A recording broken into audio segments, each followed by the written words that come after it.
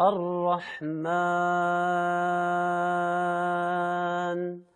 علم القرآن خلق الإنسان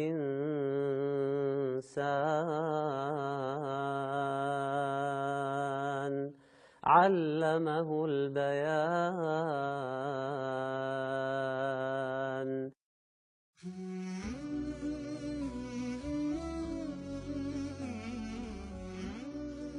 سبحان الله، نحن نعيش نعمة عظيمة. أنا تعمدت يعني أني أقرأ القرآن عليها، وأجد يعني أقول لها يعني ماذا تشعر وأنا أقرأ؟ قالت أنا يعني أرى وجهك فقط يعبر، ولكن أنا لا أسمع شيء. وهي تتمنى أن تسمع كلام الله سبحانه وتعالى فقط. هل تستطيع أن تقرأي شيء من القرآن؟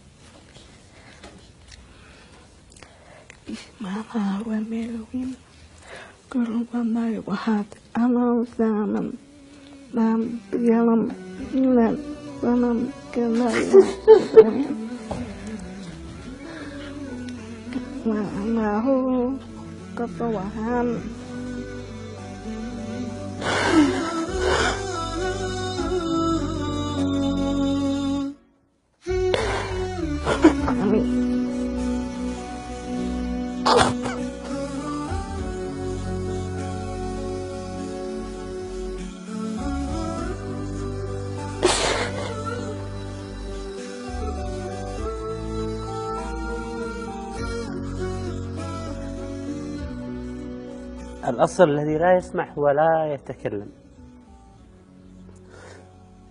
لأنه لا يسمع الحروف ولا يسمع الكلام ولا يستطيع أن يسمع أي شيء من حوله.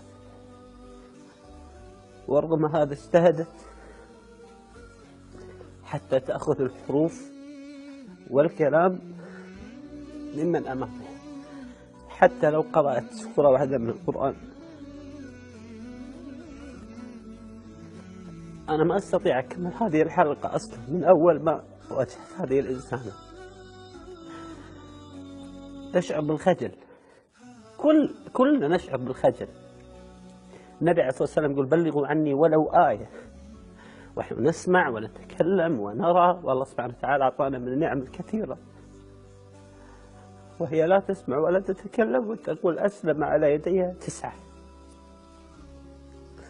هو الآن تحاول أن تقرأ تقول لا أستطيع، ولكن تقرأ تقول أعوذ بالله من الشيطان الرجيم بسم الله الرحمن الرحيم. ونحن المصاحف أمامنا ونهمل القرآن ونهمل هداية القرآن وحياتنا مع القرآن. والله لا أستطيع أن أكمل هذه الحلقة. نشعر بالخجل، لا أعرف ماذا أقول صراحة. في كتاب الله